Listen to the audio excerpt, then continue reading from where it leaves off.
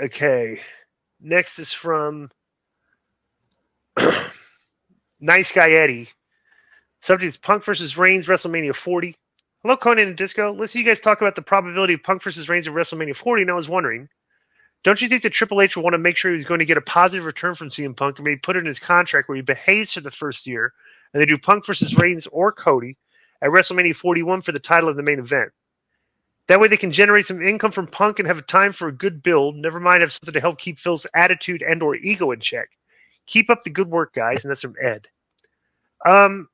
If I was thinking about the arc that they're looking at here for Punk and Roman, or all the characters that they have right now, I would think they're going forward with Randy and Reigns for Rumble or whatever show it's coming up, right?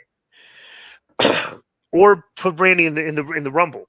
Okay, I would think that if I was just off the top of my head booking Punk, okay, because I want to get immediate return from my investment as much as I can, I would say Punk versus Seth at WrestleMania and Randy versus Cody, right? I would have Roman beating Cody again. I would have Punk beating Seth, and I would think they might want to unify the title at the next show between the two. I would do title versus title for a unification match, maybe.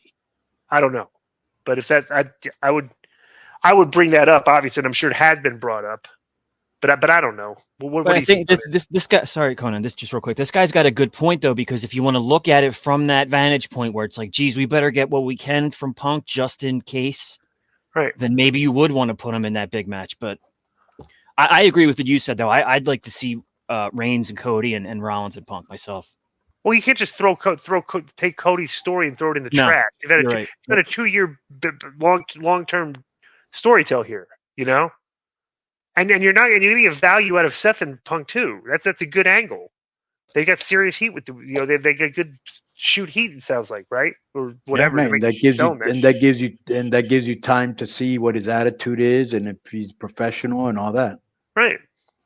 I wouldn't rush him into because let's try to, before he does something stupid or gets hurt. Right. You need to look at like the next 9-month period. Like WrestleMania and SummerSlam, like the 3 months before WrestleMania and the 6 months after SummerSlam, where you want to position these guys and get. I would go with whatever the best option is. Like, don't save anything. You know what I'm saying? Just to throw this stuff out there, and you can spin stories out of it. And plus, other guys are getting over organically too. LA Knight's getting over, stuff. So I would hit the iron while it's hot with Punk. It's got to be with Seth, or Seth wouldn't be doing like what he did, right? Or what Punk did on Friday. Right. He goes, "Hey, who got the house? You're not the man." Why would they be alluding to each other if they're not going to do something? Right.